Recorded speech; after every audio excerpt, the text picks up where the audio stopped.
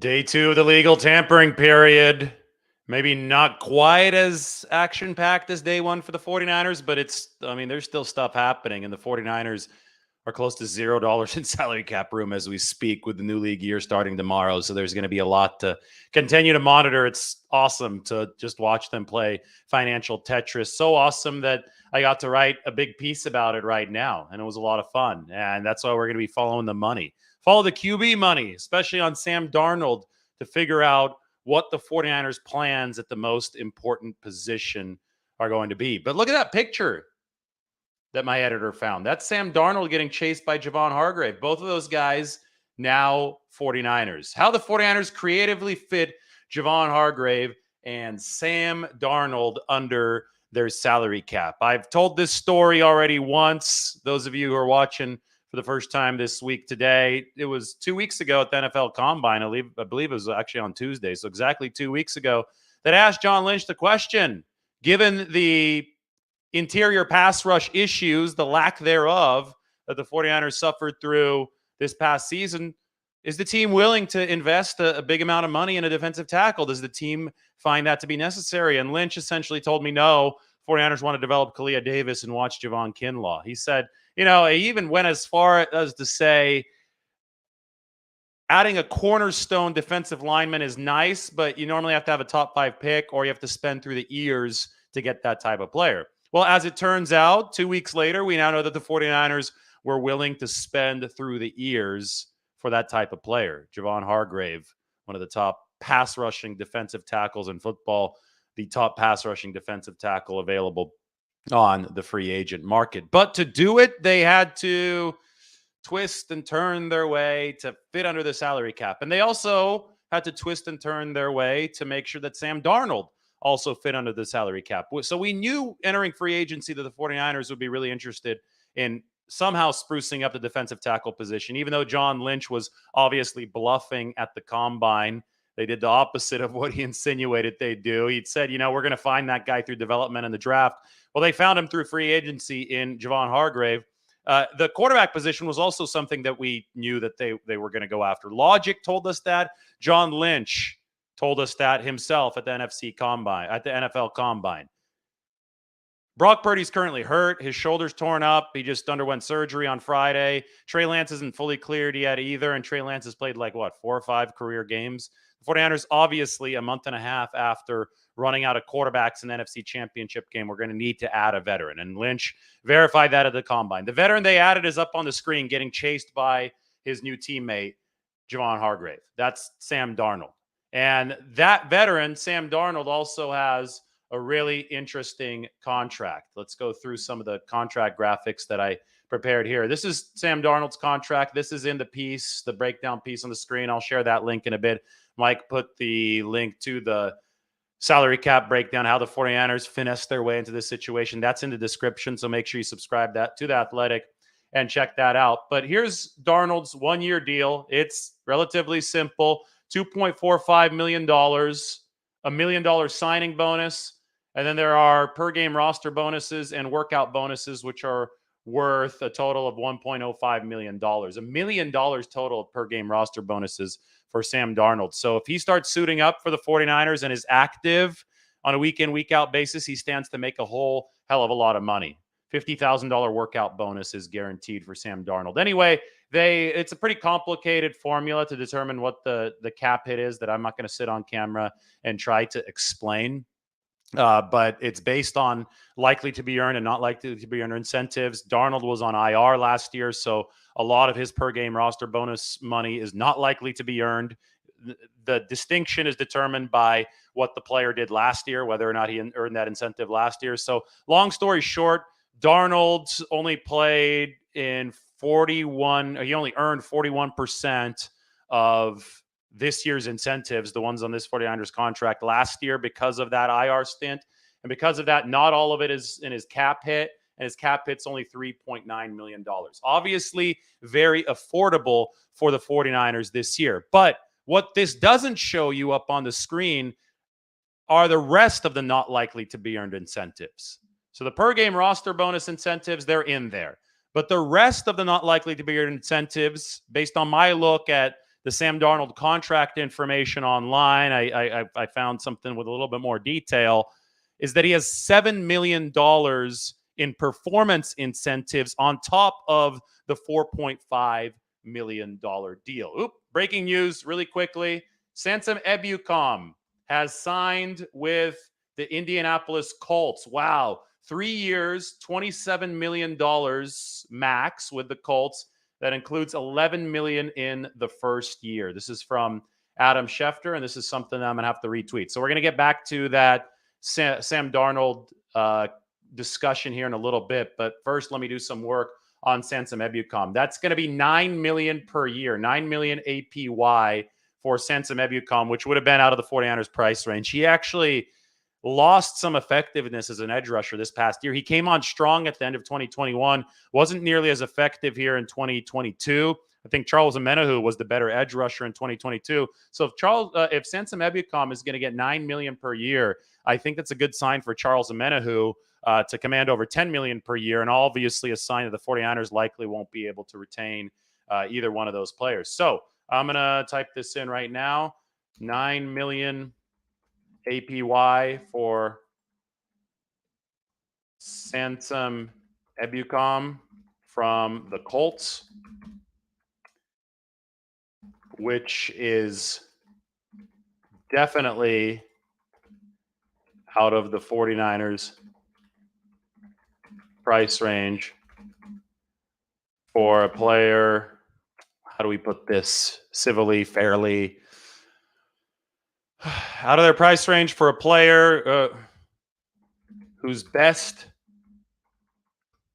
pass rush productivity for them came in 2021 and not 2022. In late 2021, we'll put it that way. Ebukam with the 49ers peaked. He was 2 years with the 49ers. He peaked late in his first season. Omenihu, I'm going to add to this. Based on this, Omenihu might command a double-digit APY. Boom. All right. Tweet is out. I'm going to talk about Sam Darnold a little bit more. We're going to get back to this thought in a bit. I'm here to react to news. That's the glory of a live show. I want to show you a little graphic that I made on one of my spreadsheets. It's the who's staying, who's leaving graphic. Here it is.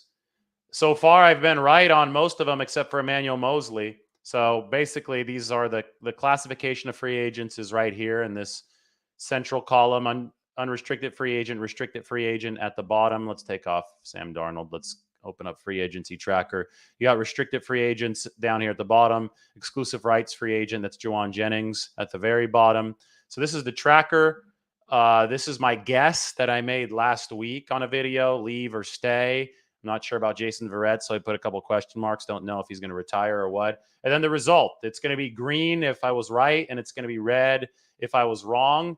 You can add Sansom Ebukam to the green because, as you can see here, I guess that Sansom Ebukam was going to leave. I've been wrong on Emmanuel Moseley and nothing else. I did not anticipate that Moseley was going to get offered $6 million per year from the Lions coming off a torn ACL. That's definitely out of the 49ers price range. And speaking of price ranges, I'm talking about price ranges right now because we're talking about following the money. So let's get Sam Darnold back up on the screen. Let's get this article back up on the screen because that's what we're going to be talking about. So Ebukam is gone. We'll see what happens with Charles Omenihu. Maybe that Ebukam signing starts to speed up the edge rusher market a little bit because that one seems to have been churning around slowly. And obviously people are interested from the 49ers perspective there because they do still have to add edge rushers. They're losing Ebukam. They're probably losing Omenihu. Jordan Willis is also a pending free agent, officially will become a free agent tomorrow when the new league year opens.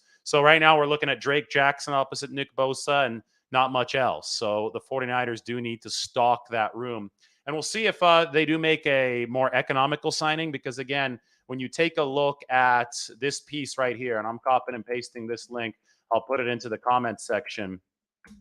This gets into the complexities of the 49ers cap situation. We went to bed last night with the 49ers having signed Javon Hargrave to this deal. And trust me, this is all part of the Darnold discussion. It is complex, but the 49ers signed Hargrave to this deal right here that includes both a signing bonus and an option bonus. It's a complex way, but along with 2 void years, it's a complex way to push the cap hit into the future because the 49ers were able to create a $6.6 million salary cap hit for 2023 on a deal that averages $21 million per year. So they essentially were able to save $10 to $15 million more than you might expect from the surface level to be able to fit Hargrave into their salary cap situation. But, given the fact that they also had to sign Sam Darnold, given the fact that there have been other maneuvers, then the 49ers had to do other things to cut costs. And one of the things they did this morning was a Charvarius Ward restructure, added yet another void year to his deal to stretch out this cap hit like an accordion further down. They converted $13.5 million of base salary into signing bonus. Great for Charvarius Ward. He gets that money right now. Good for the 49ers short-term cap. It stretches out into the future. But, a lot of people are wondering if some of this stuff that the 49ers are doing, such as the Colton McKivitz void year mania, stretching out a $730,000 signing bonus, which isn't big, all the way to 2027, or the Deshaun Gibson void year mania, stretching out a 1-year deal all the way into 2027. It's $1 million signing bonus, $200K per year. A lot of people are wondering, is this sustainable stuff? Because the 49ers have had to do all of this just to have barely over $0 in salary cap room right now. To fit Hargrave, to fit Sam Darnold, they've had to, twist and turn their way around the salary cap in fascinating methods that we've yet to really see from Parag Marathe, especially on short-term deals. Is it sustainable? Well, people are afraid that it's not, because they've just seen what happened to the Rams. They're having to cut their entire team, or at least most of their star power, on the defensive side of the ball because they haven't managed the cap right. The 49ers are doing a little bit more penny pinching in smaller ways, I think, because they're trying to avoid taking unsustainable dips into restructures. They're trying not to make that credit card bill too crazy in the future. I think so far they're doing a good job. And I talk about, some of the smaller penny pinching. Well, it's stuff like this. It's like a 1-year deal for Gibson stretched out until 2007. This saves them, $800,000 right here. The McKivitz thing saved them like $217,000 this year. It's not a lot of money, but it adds up to a little bit over $1 million. And then you look at the Charvarius Ward restructure. They did that, probably add another $500K. So what we have is the 49ers just kind of digging through the couch, finding a quarter here, finding a buck there, finding a 20 over here. Oh, there's a $100 bill. That's great. We can go buy ourselves something nice. And what they're trying to do is, by digging through the couch, they feel that they're not really taking out a big loan for the future. And they think that they could scrounge through and they can make the signings that they need to. Anyway, that all fits in with the Sam Darnold situation, because the way that the 49ers signed Sam Darnold was also cost efficient. I'm talking $3.5 million guaranteed, $4.5 million total cost for Sam Darnold. Again, his contract is right here, $2.45 base salary, the $1 million signing bonus. They didn't stretch out Sam Darnold's contract into future years because they want all that hit to come right now, because they're not sure if they're going to keep him beyond 1 year. But the incentives for Sam Darnold, this is fascinating to me, because to afford Sam Darnold and to still be able to lure him to their franchise, the 49ers said, look, we know that you have a $4.5 million contract, a lot smaller than what you used to have. He played for $18.8 million last year on the 5th-year option. He's made $49 million, over $49 million over 5 years in the NFL. They said, we know this contract is small. We know that you played your best football to close last season with Carolina, but we can't afford to pay you any more. But we're going to sweeten the pot. We're going to make this competitive so you come to us to be our third quarterback. They gave Sam Darnold up to $7 million in incentives that could push his contract value up to $11.5 million this year. Now, the incentives are playtime based. The incentives are tied to potentially making the playoffs.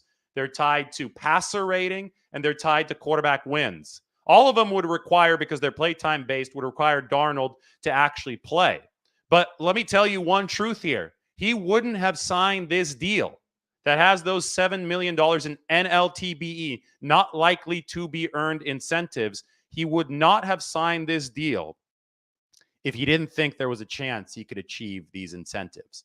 And that is where we get to our Sam Darnold quarterback discussion following the money. The title of this thing is Sam Darnold's 49ers QB1 chances follow the money. Well, at some level, Sam Darnold obviously believes that he's going to be able to play and play a lot for the 49ers. Otherwise, he doesn't sign with them on the first day of the legal tampering window for that kind of incentive money. Just observe the 49ers quarterback situation. Let's look at this in an unbiased way, because everybody wants to pick their favorite quarterback and kind of stand for him, I guess you should say.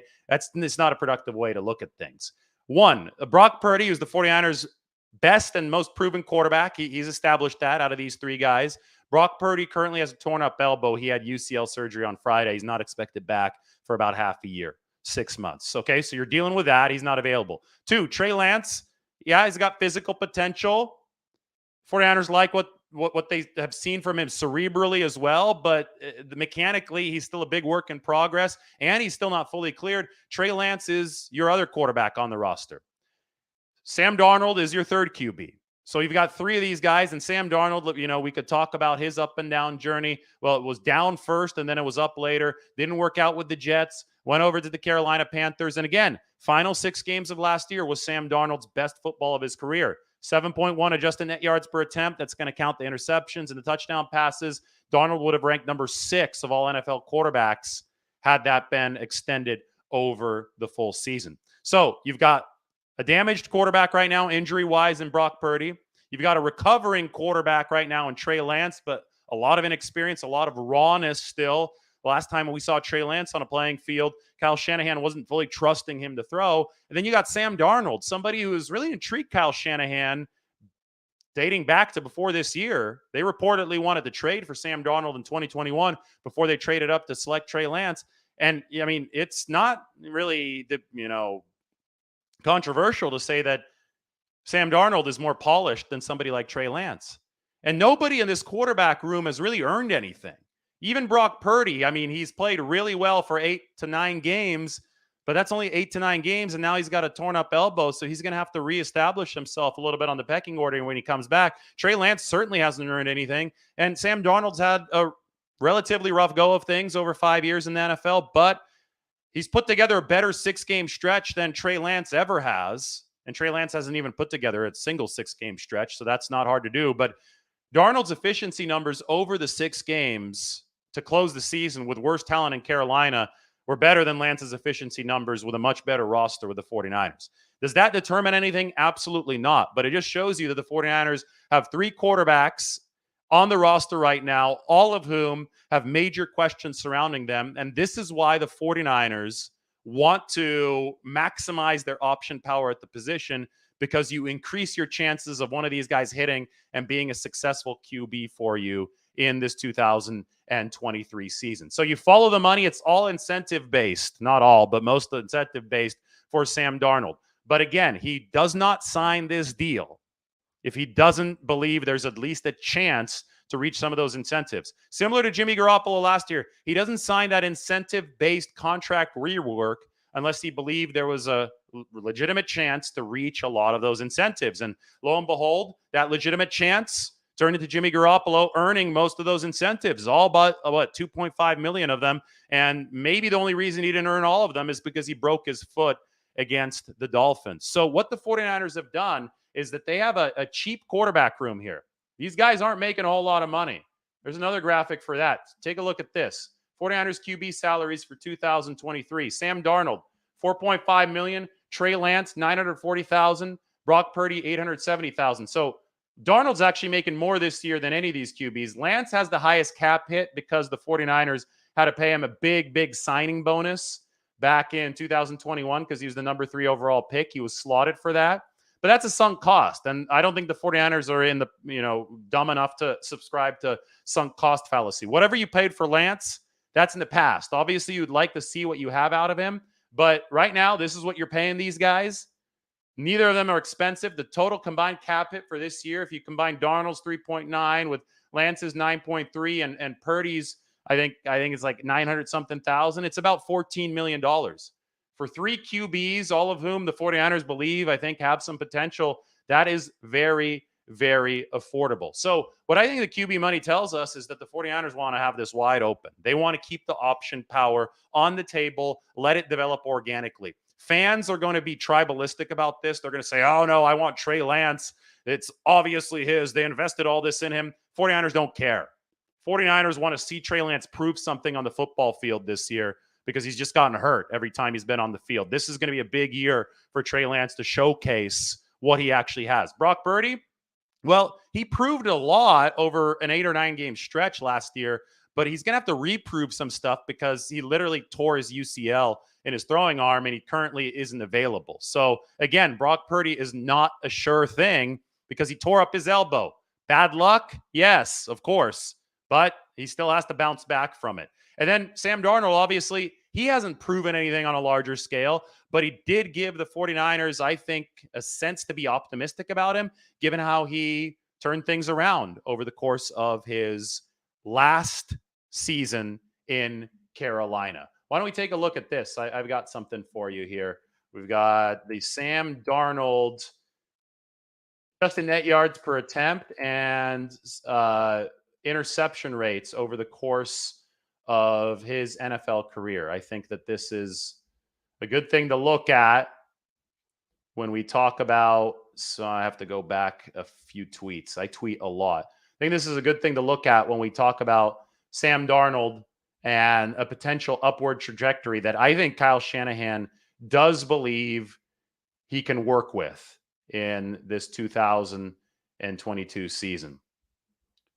All right, we're almost there. Let's see Darnold's numbers. Man, if I could ever find him, I tweet way more than is healthy. That's the one thing that I've figured out. All right, I got him. We got him. Take a screenshot. Move this up. All right, who's ready to check this out? I am. Look at this. Sam Darnold's adjusted net yards per attempt, which factors in touchdowns and interceptions per season. 2018 through 2021, it was lousy. It was in the 5s. 2022 was 7.1. It was number 6, like I said, out of qualifying quarterbacks. 2018 to 2022 interception rates. Remember with Jimmy Garoppolo, we studied this a lot. 2.7% is about league average. Well, Darnold was terrible, above the 3.5% in 18. A little bit below average in 19, 2.9%. Bad again in 2020 and 2021, 3.0 and 3.2%. In 2022, he cut it to 2.1%. So Darnold's best football came over the last 6 games of 2022. And this is absolutely something the 49ers have noticed. That's why that incentive package is there. That's why Darnold signed on to that incentive package. You know, QB3 positions, and, you know, I use the word QB3 or the term really carefully because I don't think the 49ers came and signed Sam Darnold and said, hey, you're QB3. I think they said to him, hey, do you want to be part of our quarterback room? There's a lot of uncertainty there. Trey Lance has proven nothing. Brock Purdy can't throw right now. We liked how you finished last year. We don't like how you started your career. Want to come in and show us what you've got? You're also a former number 3 overall pick, just like Trey Lance. Let's see what's up. That's what the 49ers probably told Sam Darnold in one way or the other. So that's why the money indicates that everything really is still on the table here for the 49ers. Now, do I think that Sam Darnold is going to take this job and run away with it? No. Like I'm in a situation right now where I'm just excited to kick back and see what's going to happen because I think the 49ers might also add one more quarterback. I think any team in their right minds, after suffering the injury catastrophe that the 49ers did in the NFC Championship game, literally running out of quarterbacks, any like semi-smart team would also draft a QB. So they have 4. So that's where we talk about Jake Haener and Stetson Bennett and all those guys. You're going to have 4 through the offseason, and then you could carry 3 on the 53-man roster. Or you could carry 3. I don't know how the QB rules are going to work. They're going to vote at those on the owners' meetings. But I think there will be a 3rd quarterback rule reinstituted because it was proposed by one of the clubs this year. And definitely the 49ers are going to vote for that at the NFL owners' meetings in 2 weeks because, well, that's, you know, something that you definitely have to have if you're the 49ers after you ran out of healthy quarterbacks. Anyway, if you're going to be able to have 3, you better be practicing and developing 3 over the course of the season. So you don't run into the situation that the 49ers ran into in the NFC Championship game. Here's food for thought. Put your answer in the comment section. Do you think that the 49ers, if they had Sam Darnold on their team in the NFC Championship game, do you think they would have lost that game? They had Darnold instead of A, Josh Johnson, and B, Christian McCaffrey or Kyle Juszczyk playing quarterback. Essentially air playing quarterback, right? Do you think that they would have been able to beat the Philadelphia Eagles? My personal opinion, I don't think they would have won, but the game would have been a whole heck of a lot closer because Darnold actually played as a competent QB last year, and you know that Kyle Shanahan believes in him. But my main thing with this 49ers quarterback situation is they have left themselves open contractually with option power. The fact that $7 million in incentives can come Sam Darnold's way, and they don't count against the salary cap this year. That's allowed the 49ers to sign Darnold for $3.9 million, kick back, and see what happens. And by extension, that's let them do a lot of other crazy stuff, like sign Javon freaking Hargrave, right? Javon Hargrave was the best defensive tackle on the market, the number one defense, rich get richer. Javon Hargrave, by the way, this is a stat that might intrigue some of you. Take a look at this one. Put this up on the screen. This is Hargrave versus DeForest Buckner. You wonder why the 49ers signed Hargrave? I'm getting a little tired of all the Hargrave-Buckner comparisons. A lot of people acting like they're completely interchangeable, like this was just the 49ers fixing some kind of mistake without noting that their salary cap situation was much different a couple years ago than it is now. This is pass rush productivity from PFF, which is a metric that combines sacks, pressures, quarterback hits, and this is ranks among defensive tackles. Look at the last 4 years, and I think this trend stretches back even beyond the last 4 years, but I just wanted to give both Hargrave and Buckner a fair comparison because both of them played for different teams in 2019 than they did from 2020 to 2022. Hargrave was a Steeler in 2019, then he went over to the Philadelphia Eagles. Buckner was a 49er in 2019, then he went over to the Colts. Hargrave's numbers in pass rush productivity amongst defensive tackles have been better every single season than DeForest Buckner's. Hargrave is a consistent top 5 guy. He's been number 6 one of the years, but all other years, number 4, finally number 3 in 2022. Meanwhile, DeForest Buckner, number 8, number 9, number 15 and 21, number 8 again. So we'll call DeForest Buckner a top 10 guy, but I would say Javon Hargrave is a top 4 guy. So Javon Hargrave has objectively been a more productive pass rusher than DeForest Buckner, and that's who the 49ers were able to sign with their creative cap maneuvering. It all lends the question, what are the 49ers going to do next? And to answer that question, we might as well go to the 49ers depth chart, start taking a look at some of the 49ers cap machinations and how they have actually impacted what their football team looks like in practice so far. Good time for this offseason reset. So I hope that explains things with Sam Darnold. We just absolutely don't know right now what's going to happen. And I think the 49ers like to keep it open like that because option power is wealth in the game of football, especially at the most important position when you do not clearly have a dominant contender at the quarterback position. Again, Brock Purdy played really well, but Brock Purdy's also hurt right now. And we'll just have to wait and see how that situation fixes itself. All right, so moving forward, a couple things happened today. This obviously is your 49ers PM update. I'm going to highlight things as they happen on this screen. Jake Brendel re-signed with the 49ers, 5 years, $20 million, $4 million per year. We'll see what that cap hit looks like when it comes out. I'm estimating $3 or $4 million right now in my numbers. I'll have firm numbers on how many dollars the 49ers have left once we do get that firm Jake Brendel report. So that was the first investment of the offseason, or at least a free agency that the 49ers made in their offensive line. Question is, do they still try to bulk up the right tackle position through free agency? They may not have enough money to do that without some restructures. Do they wait till the draft? Right now, it's either Colton McKivitz or Jalen Moore. Then you look at the defensive side of the ball. The 49ers today, they restructured Charvarius Ward's deal. That makes them probably even more committed to Charvarius Ward over the course of the next few years. We could take a look at the Ward situation right here. As you can see, Ward, his contract is up after 2024. Because they've elongated this with void years, they've added another bonus and they're prorating that bonus on the cap all the way till 2027. If Ward doesn't re-sign after 2024, when his deal expires, all of this money that I'm circling down here, all of this money that I'm circling down here will accelerate, and 4.9 plus 4.9 plus 2.5 equals 12.3, will accelerate into a dead cap hit of $12.3 million. And it will hit the cap all at once as dead money in 2025. That's the kind of dead cap hit that would really hurt the 49ers. Now, they could be setting it up because they really like Charvarius Ward as a dependable player. They already seen him for a year. They could be setting it up so that they extend Charvarius Ward before 2024. And, what happens then is that you're basically stiff arming. You could stiff arm some of those cap hits. Where's my stiff arm? Right there. You could stiff arm some of those cap hits, keep them at bay like they are in this graphic. But you have to extend Charvarius Ward before they do that. All right. Anyway, let's continue with the 49ers PM update. I think I need to get the roster back up here. Here's the depth chart. Talk about some of the moves the 49ers have made. So Ward restructured today. 49ers lost Azeez Al-Shire from the linebacker room. That was expected.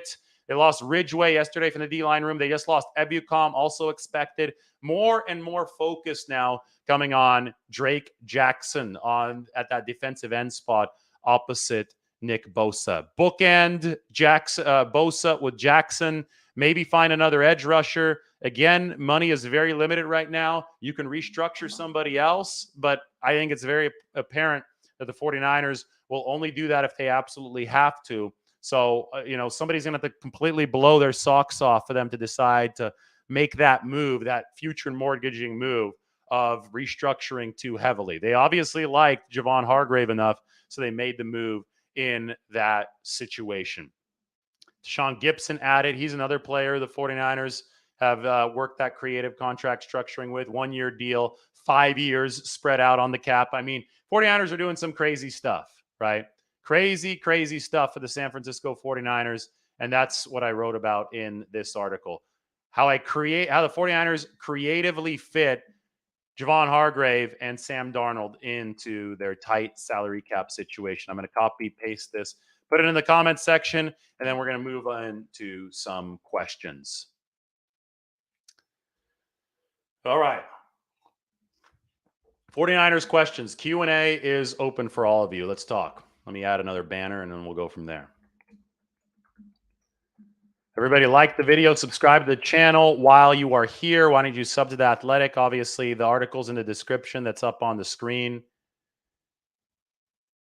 Follow him on Twitter at Lombardi himself. Do that stuff. Get into this comment section now with questions, and we'll get to all of them. No, we won't get to all of them. I'm lying about that. That's not true. There were like 200 questions there, and I had even talked for 20 minutes. We're 33 minutes in now, though, so let's go. Any news on Robbie Gould? No. Still waiting for Robbie Gould. I actually predict the 49ers are going to bring him back. I think they're going to be able to get a lower price than people thought on Robbie Gould, obviously, at the age of 40 now. Restructures are going to have to continue, though, because you can't fit anybody into this salary cap situation the way things are looking right now. I think there's absolutely room on the roster for rookie draft picks. I mean, we can open this back up, but that secondary has gotten weaker right now. No Jimmy Ward. He's with Houston. Emmanuel Mosley signed with Detroit. Again, I said that the 49ers would be able to re-sign Emmanuel Mosley if he came at a flyer rate. He didn't come at a flyer rate. He came at $6 million to Detroit. That's an expensive deal for a guy coming off at ACL. So you don't have that quality corner depth anymore. You don't have Jimmy Ward, who's a really good Swiss Army knife anymore. There's definitely room for rookie DBs to fit into that secondary, which is down here. There might be a room for a youngster to fit into the linebacker position as a special teams guy, or at least the practice squad. There's definitely room for rookies on the offensive line. 49ers still have to do more work there. And there's definitely room for rookies in that tight end room because they only have two bodies there, George Kittle and Charlie Werner. And they're talking about this being one of the greatest rookie classes, draft classes for tight ends ever. So, yeah, I think there's a lot of room there, and there's room at the quarterback position. Maybe even room at kicker if the 49ers don't bring back Robbie Gould, who has actually said he doesn't want to kick for the 49ers next year, although he was bluffing when he said something similar in 2019. Corey Monroe says trading up to get some O-line help makes a lot of sense. Definitely. When you take a look at the roster, like I just showed you, that's why I tracked the depth chart. It makes a lot of sense. The 49ers have invested big in their D-line. They also re-signed Kevin Givens. Still some spending probably to do there. But the O-line with the Jake Brendel signing today was huge. You couldn't take a step back at center. That was a really big signing for a player who's really earned it, who emerged as a good top 10 center this past year.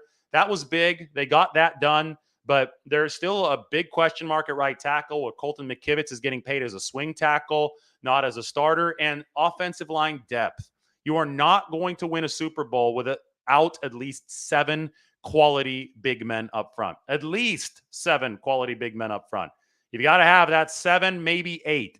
The Kansas City Chiefs recognize this. That's why they've invested so much in the O-line ever since they got their asses kicked by the Buccaneers in the Super Bowl. And the 49ers, I think they've recognized it as well. They've been building their O-line over the past couple seasons, but they still haven't built it up enough. They still ran into buzzsaws, pass rushing wise, in the Cowboys and the Philadelphia Eagles, and they still struggled against both of those teams. So you've lost Mike McGlinchey. Maybe you could say addition by subtraction if you could get a better pass protector in there, but as that is anything but a given.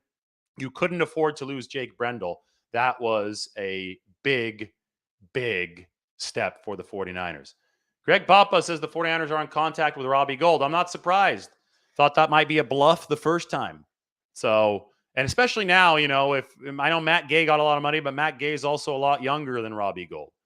Robbie Gould just means so much. And the 49ers have already invested so damn much in their defense. Again, Javon Hargrave on top of what was already the number 1 defense. You can't let stuff get blown by a bad kicker or an unknown kicker at this point. And Robbie Gould's never missed in the playoffs. So the 49ers want to dot all the I's and cross all the T's. You want to make sure you have a strong kicker back. And could be that Robbie Gould was just bluffing when he said he doesn't want to kick for the 49ers next season.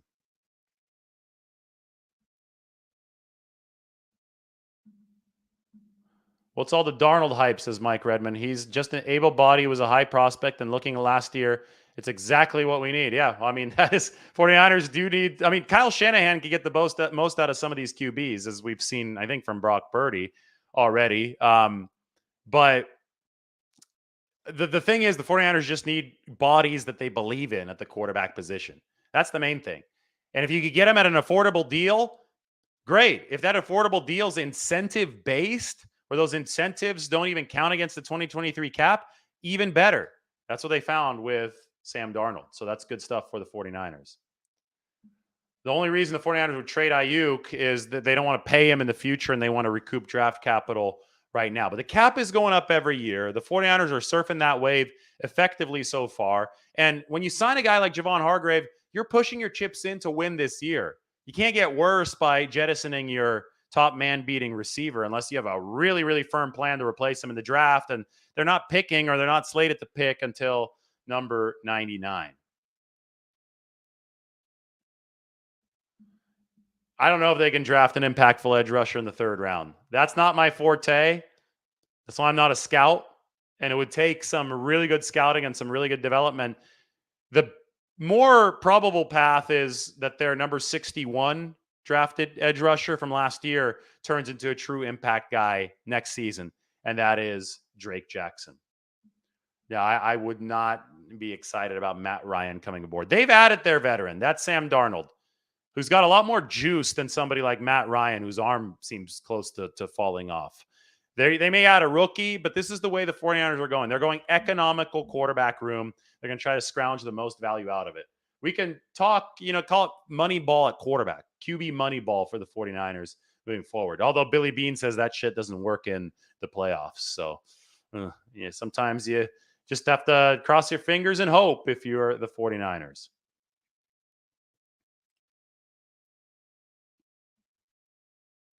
No, I don't think Armstead's going to be kicked outside, at least not permanently. I think they love him in there, defensive tackle. I think it's going to be a good pairing with Javon Hargrave. And I think that Drake Jackson is somebody that the 49ers really believe in on the edge. Now, in a pinch, Armstead could play anywhere. That makes him really valuable, but I don't think that that's the 49ers' plan. Extending Bosa fits perfectly into all of this because Bosa's cap hit will actually go down for the 2023 season when they extend him. So when you look at Nick Bosa's numbers right now on the financial books, he is due for a cap hit of about 17.5 million this year.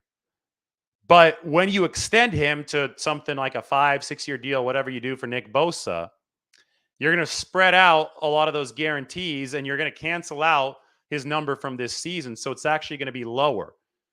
It is, playing the salary cap is like surfing a wave. You've got to stay out of the crest of the wave. And so far, the 49ers have done that because the cap is going to be increasing from year to year. The cap is tied to NFL revenues. The NFL just signed a big deal with Amazon. YouTube TV is doing NFL Red Zone now. All that's going to cause revenues to go up, right? NFL is big money. The NFL is doing really well financially. The more things increase, the bigger the pie is, and the bigger each team's slice of the pie, which is their salary cap allotment is. So if the 49ers can look at the salary cap right now and say, this is 30% larger than it was just 3 years ago or 2 years ago in 2021, they can also project increases moving forward. And if you project increases moving forward, it makes a whole lot more sense to be paying more of these contracts against the cap in the future. So you push money into the future and pay less of it now. That's how you structure these deals. That's why the 49ers are pushing money back in the way that I illustrated earlier in this show with all the graphics up on the screen. That's how they're going to do Nick Bosa. And if Parag Marathe handles this sustainably and appropriately, they can continue surfing the wave. The Rams got way too far ahead of themselves. They pushed too much money into the future to where they can't surf the wave effectively because now the wave caught them anyway. So you can't become the Rams. You have to surf it, right? You have to surf it. You have to keep your balance. The Rams lost their balance, and the 49ers are trying to make their balance stay as the wave gets bigger and bigger behind them. And I think so far they've done a decent job of this. Justin Houston is still available, yes. I don't know how expensive he's going to be. If he's a $2 or $3 million guy, that could be somebody that the 49ers do add. To me, Justin Houston at this age might be a third wave of free agency guy, but maybe not. Maybe he's going to be a second wave guy. We're kind of in the second wave right now, right? We're not on that first Monday wave. Now we're in the Brendel wave, and maybe Justin Houston fits into that accomplished edge rusher. We'll see. And I think the 49ers are scouting some of that stuff out as well. But remember, they have 11 draft picks, and that's going to be the most cost-controlled way of doing business. And they're really good at drafting in those middle to late rounds. It's going to start, the spotlight's going to go and focus on the 49ers scouting department in the future. Those of you just joining, this is the article, how the 49ers creatively fit Javon Hargrave and Sam Darnold under the salary cap. I'm going to copy this, and I am going to paste it into the comment section. Make sure you check it out. It is also in the description.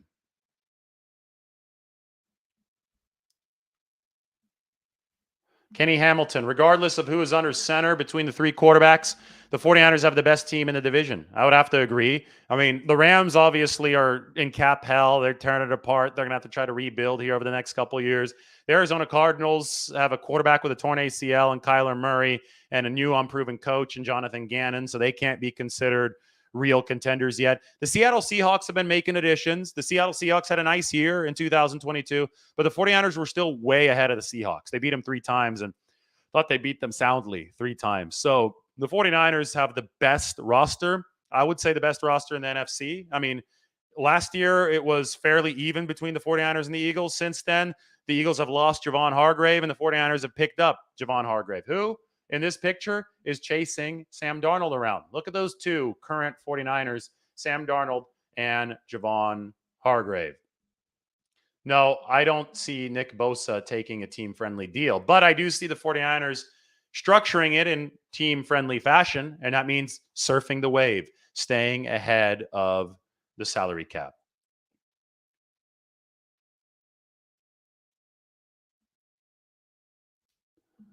With the restructure, how do you grade the Charvarius Ward deal? Are corners getting big deals this year? Well, the Charvarius Ward deal, I think, was really good. He's worth every penny for the 49ers in his first year. He was durable, only missed a little bit of time. I think the 49ers, with this restructure, believe that they could potentially extend him here in a year's time or so. I think they're really impressed with the guy on the other side, and Deommodore Lenoir. That's why you didn't have to break your back to match Detroit for Emmanuel Mosley. He got paid more than I think anybody thought he'd get paid coming off an ACL. So the Ward deal still looks good. It was flexible enough for the 49ers to restructure, and deals are flexible when you consider players to be foundational pieces. So that's a vote of confidence in Charvarius Ward. I don't think they're going to screw around with Bosa. I just think that they want to structure the deal in a way that's appropriate so that the money fits now, allows the 49ers to keep on expanding that star power core, right? So core of stars, the 49ers are willing to pay their A-list players. The only A-list player they really haven't paid over the past few years has been DeForest Buckner, but now they've made up for that by paying Javon Hargrave, who I just showed you has been a better pass rusher than DeForest Buckner. The 49ers don't pay the B-list players who come up for free agency. Somebody like Mike McGlinchey, right? Not going to pay him. They let him go to the Denver Broncos. They pay guys like Deebo Samuel. They traded for Christian McCaffrey, so we don't know what they're going to do there when that comes up in 3 years. But Nick Bosa is obviously an A-list player. I mean, the list goes on and on. Some players have aged themselves out of A-list status, like Jimmy Ward. He was an A-lister a few years ago. This time, though, they weren't willing to match Houston at $6.5 million per year, so they've got some work to do in the secondary. But don't worry, Bosa's going to get taken care of. The 49ers have a track record of getting stuff like that done for their A-listers. Yes, sir, Sansa Mebicom just signed with the Colts. We talked about that a few minutes ago. No, the 49ers don't have the cheapest QB room, but teams haven't finished building their QB rooms. 49ers spending about $14 million on all three guys this year. Washington, though, I think they're spending $1.7 million this year. I think they only have one QB under contract. So why don't we revisit this question once the QB rooms are fully built?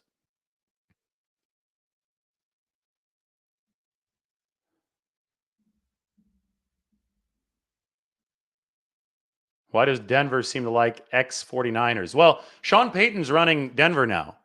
Sean Payton loves a lot of motion blocking schemes, right?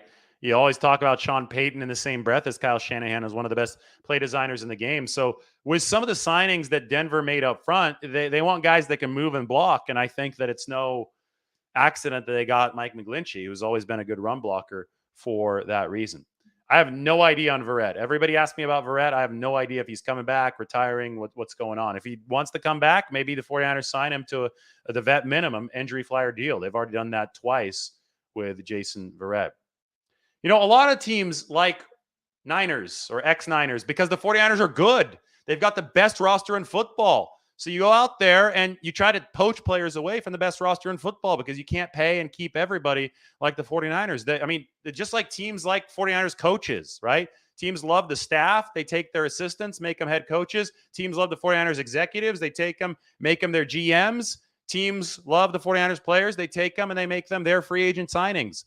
The price of success is losing players to other teams in the NFL. That's why you have to draw the line, right? Like the little red velvet rope around the VIP section.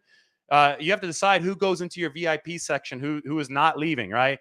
And that's somebody like Nick Bosa. It's going to be somebody who's not leaving. Trent Williams, A-lister. You keep him. There's a lot of A-listers now. Deebo Samuel got paid. George Kittle got paid. We'll see if Brandon Ayuk becomes part of that club here in the next couple of years. So that's how the 49ers operate. The guys who don't earn their way inside that velvet rope, well, those are the guys that you're going to have to move on from because other teams are going to come knocking on the door. The Niners have mastered the comp pick game already through some of the departures this year. They're in line, I think, to max out the comp pick formula, getting 4 comp picks for the next draft in 2024. This year, they maxed out the player comp picks with 4 through that avenue and 3 through the coach and executive departures. They're going to have 7 comp picks in the 2023 draft.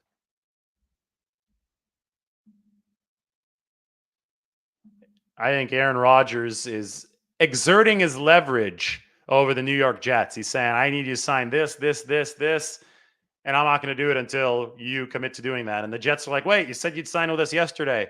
And then it's kind of like the whole Darth Vader, I'm altering the deal. Pray that I do not alter it any further. I think that Aaron Rodgers is in that position of power right now over the New York Jets, and I think that's exactly what's happening. Yeah, McCaffrey, the 49ers, because of how they've replenished the draft picks through the comp process, Christian McCaffrey was indeed essentially free to them. A 2, 3, and a 4, maybe a 5 as well. But they've replenished those picks, which has been truly, truly astounding for the 49ers. They've done a really, really good job with Christian McCaffrey. All right, where are we at? I hope that he does it on the McAfee show. That'd be cool. See Aaron Rodgers tomorrow. Pat McAfee, that show's cool. It's been fun being on a few times, and I think they do a really good job. What Pat McAfee is so good at is that they cover every time that they're talking about a team. National media, sometimes you could tell they're national media. They're not really plugged in and they're a little off in their analysis. They don't really know the nuances. Pat McAfee and his guys, they do their homework. So when they ask you questions about the 49ers, it's like, well, these guys know about the 49ers. I think it's impressive. Kenny Hamilton loves the Star Wars comparison.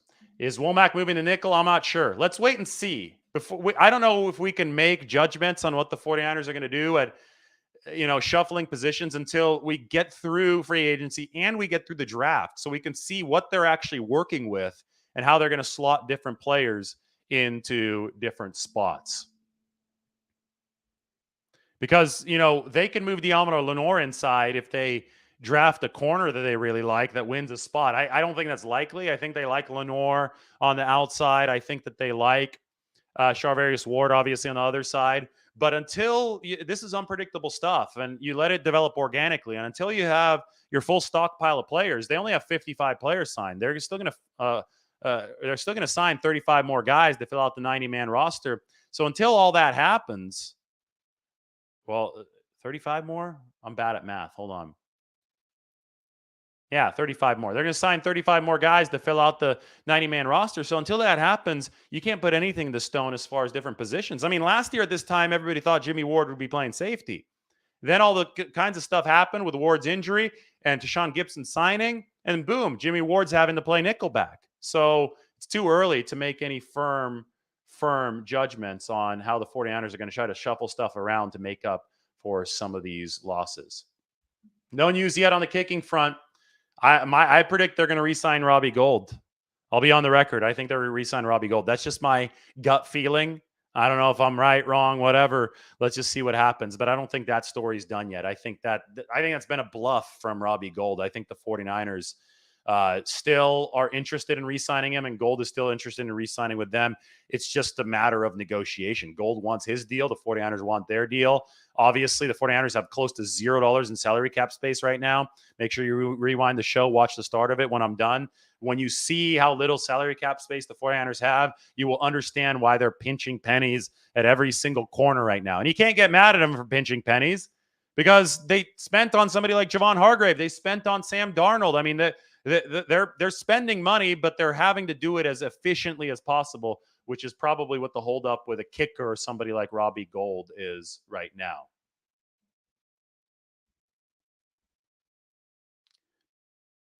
Michael Redmond says priority number 1 has to be corner and number 2 O-line. I'd flip those around for sure. I'd say O-line's got to be number 1. Yeah, Kansas City has shown us the formula. You have to stock up on those offensive linemen, and that's what Patrick Mahomes at quarterback. 49ers have Purdy, Lance, and Darnold. That's not as good as Patrick Mahomes. That line better be good. It better be getting better on a year in and year out basis. So I think clearly you've got to keep on. I said you have to have 8 quality offensive linemen. You've got to be deep. The deep teams in the O-line room, those are the ones that withstand the marathon of a season. That's got to be priority 1. I think, cornerback, yeah, you want to add depth there because you've lost some depth. But that depth better be flexible to nickelback because you've lost Jimmy Ward at nickel. So they're going to draft a safety, I think, to be the next guy after Tashawn Gibson, who's only expected to play 1 more year. So there's still a lot of work to do in the secondary, still a lot of work to do on the O-line, still work to do on the D-line. I mean, again, this is going to be fascinating stuff moving forward because the 49ers still have work to do. They still have 11 draft picks in their pocket. They have next to no salary cap space. New league year begins tomorrow. How are they going to twist and turn and restructure and, play the cost effectiveness of the draft to build the best roster possible? How is this going to work for the 49ers? That's what we're here to find out. That's why I sit here and analyze everything for you. in such detail, because to me, this is some of the most fascinating stuff that there is.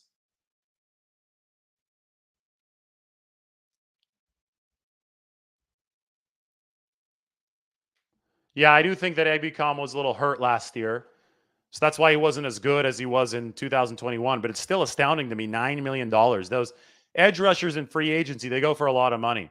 If you ask me, what the more cost efficient spend is, I think 21 million per year for the one of the best defensive tackle pass rushers in football is much more efficient than 9 million per year for a middle of the road edge rusher. And that's what Samson Ebukam was for the 49ers over 2 years. He got a little bit better late in 2021, but I mean, gosh, if you're looking at Ebukam, 5 sacks this year, just not something that, blows you away as far as, the entry to free agency for him. And that's why the 49ers weren't willing to pay that $9 million per year.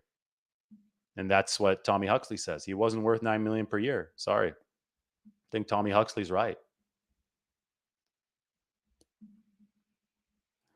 No word yet on Brunskill. I do think that's somebody who the 49ers do want to bring back, though. I mean, I straight up asked John Lynch, and he said they want to bring him back. So, good stuff.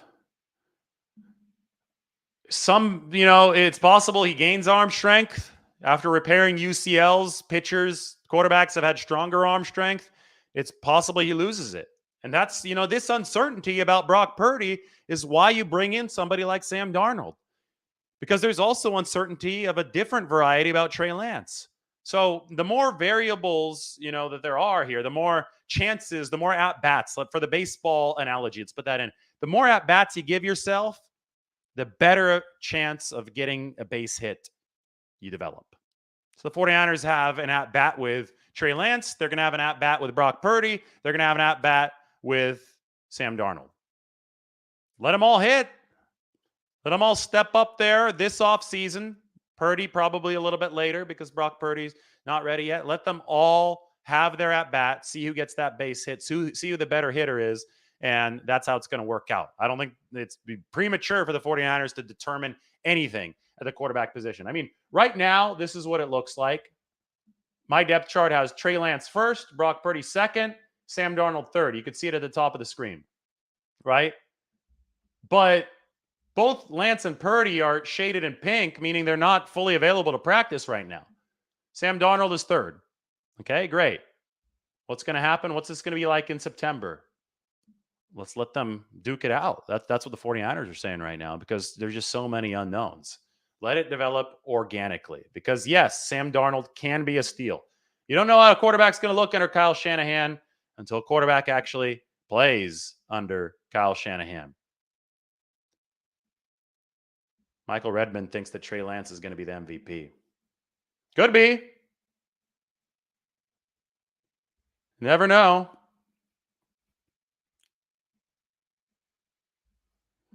Of course.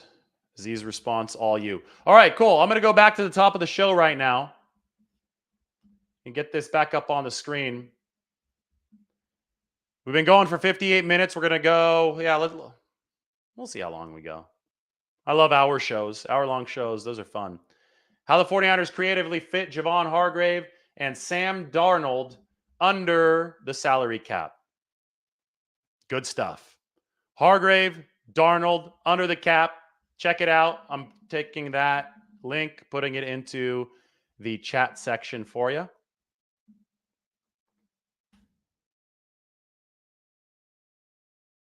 I talk about following the money, $7 million of incentives for Sam Darnold, not likely to be earned. The 49ers have efficiently structured this deal, only a $3.9 million cap hit. But Darnold doesn't sign this deal unless he thinks he's got a chance to earn those incentives, which would mean him being a primary quarterback for the 49ers. Competition is good for everybody. Competition is good for everybody because the 49ers are about $0 in salary cap space right now. So they've got to make sure that they go out there and they're as efficient as possible with the rest of their dollars. They can't just spend money on a quarterback who they expect to ride the bench all year. A, everybody got hurt at the QB position last year.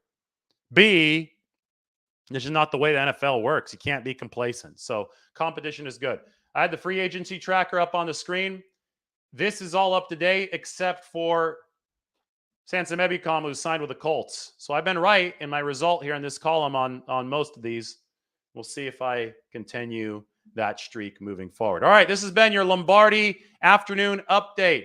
Follow the money. I urge you to follow the money because with Sam Darnold, it shows you that the 49ers are creating opportunities in that quarterback room. Option power is everything. Repeat after me. Option power. That's what the 49ers have been building in the QB room.